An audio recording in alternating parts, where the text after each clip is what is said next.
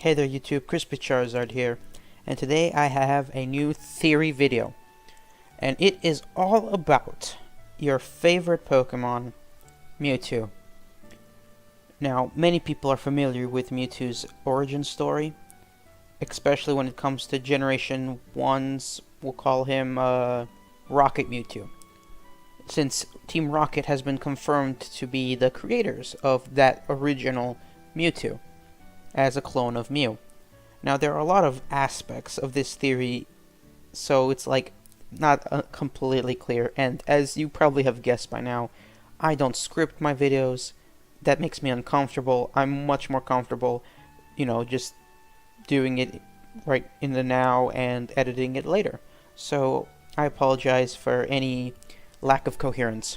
Rocket Mewtwo was confirmed to be created by Team Rocket, funded by Giovanni himself, and the details are a little confusing for some people because they just assume, oh, they just found some Mew DNA and cloned Mewtwo, like in a vat, like, sci-fi style.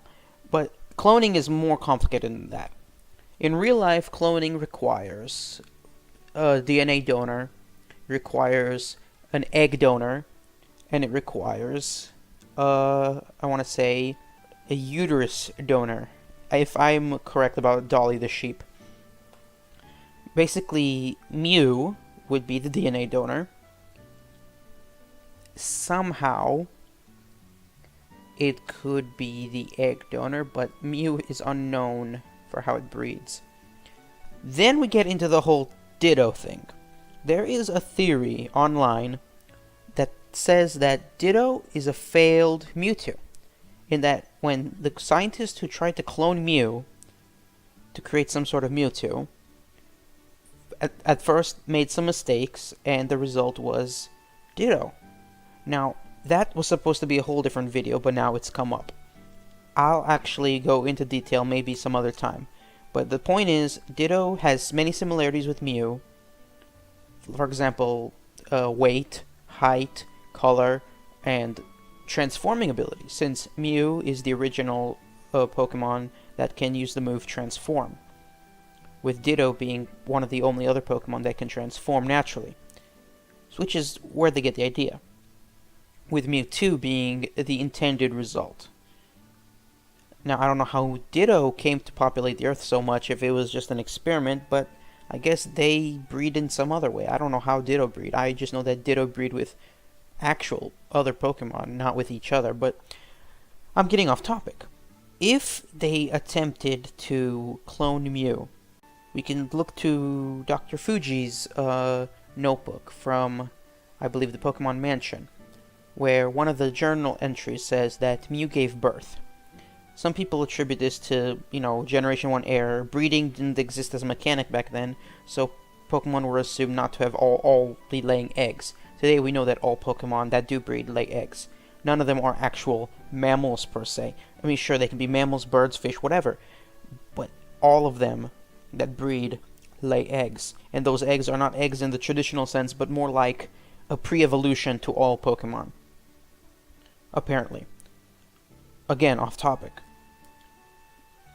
If I'm correct about how the cloning process works, they found a live Mew in the jungle of South America, which is, real life location in the Pokemon universe, because the Pokemon universe is actually, geographically speaking, almost identical to the real world. But that's another video completely. I believe they found a live Mew, not cells, because how would cells survive outside of the body for so long, They find a live Mew. They somehow capture the live Mew. And despite how that Mew in the original Pokemon movie not being the same Mew is what I'm saying. It is possible that the Mew from the original movie was not the Mew that provided Mewtwo's genetic material. But it could have been the same Mew.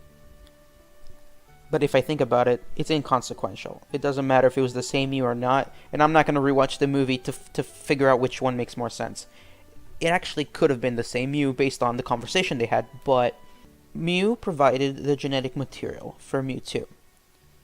It was also the uterus, except if all Pokemon lay eggs, then how can you clone the way Dolly the sheep was cloned, because Dolly the sheep was a mammal, and mammals don't lay eggs?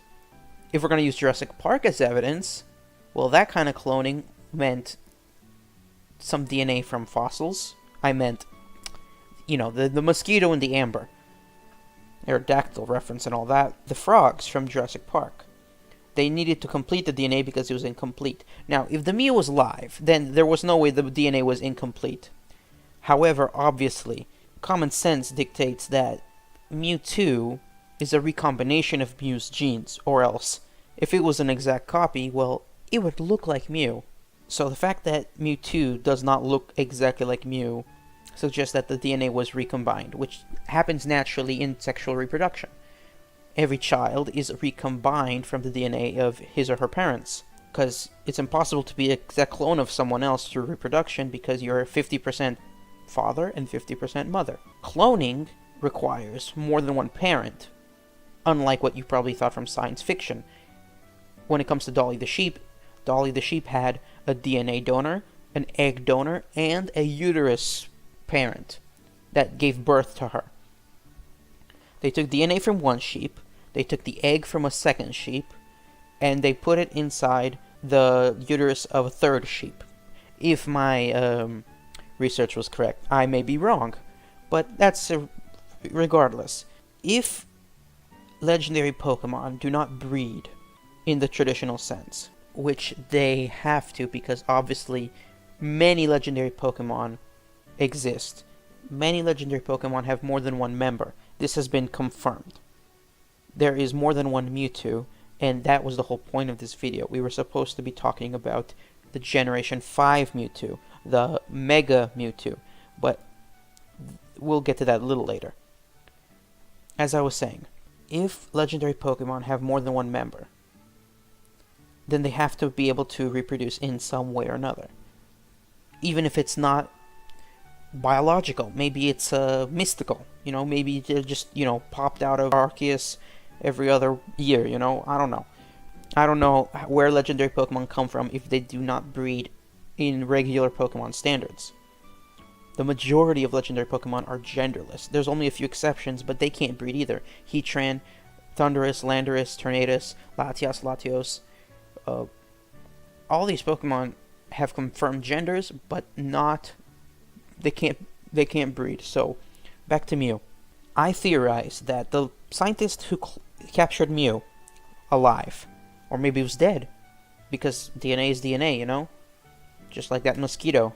If the Mew was dead, which actually no, let's go back to Dr. Fiji's journal in Pokemon Mansion.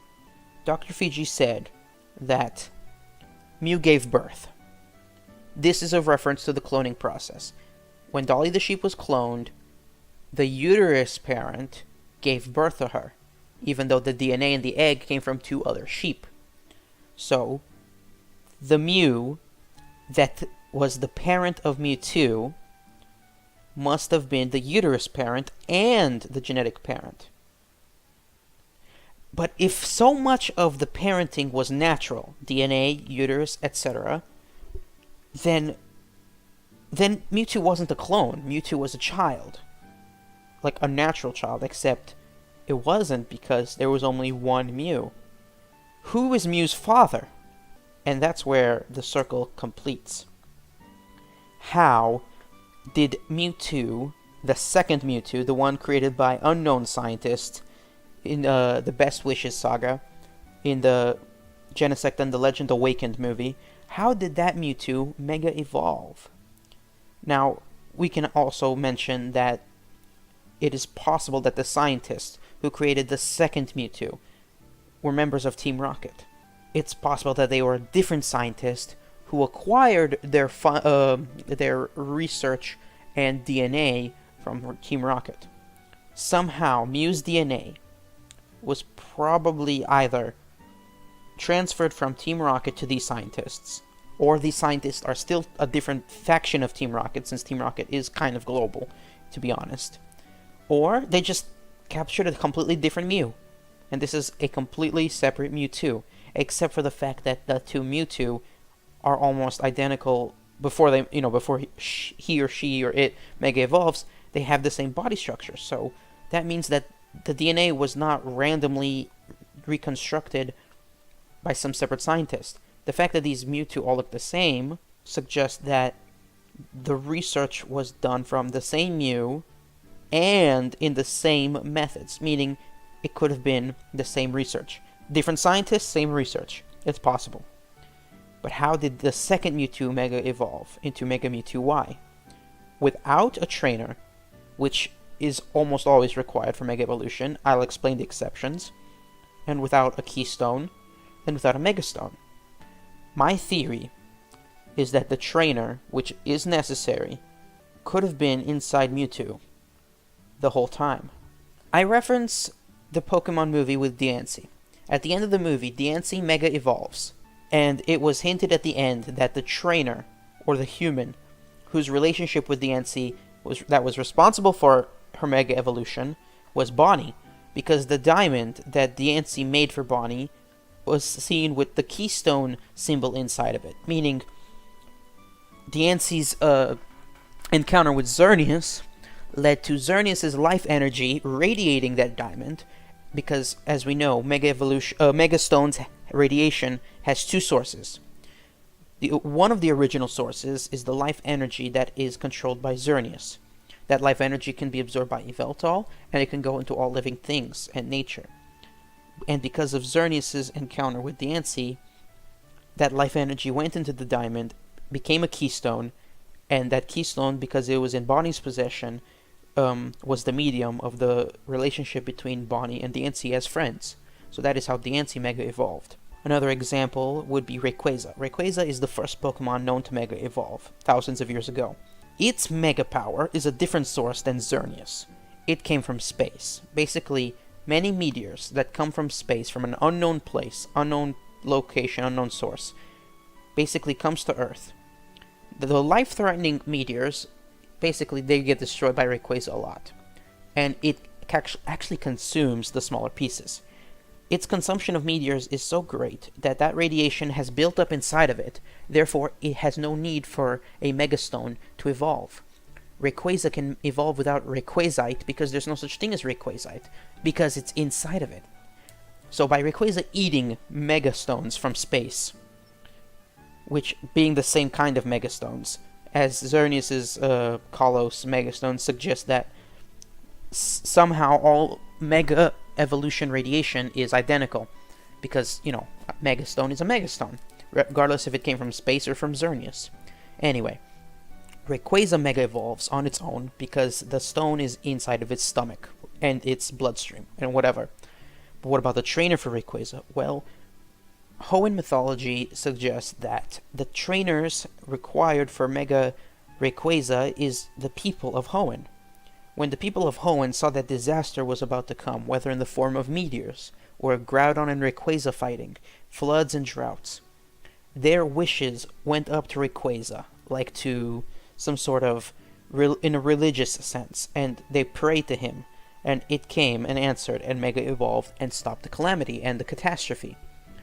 So, obviously, it having a Megastone inside of it is not all. It also can connect to any human.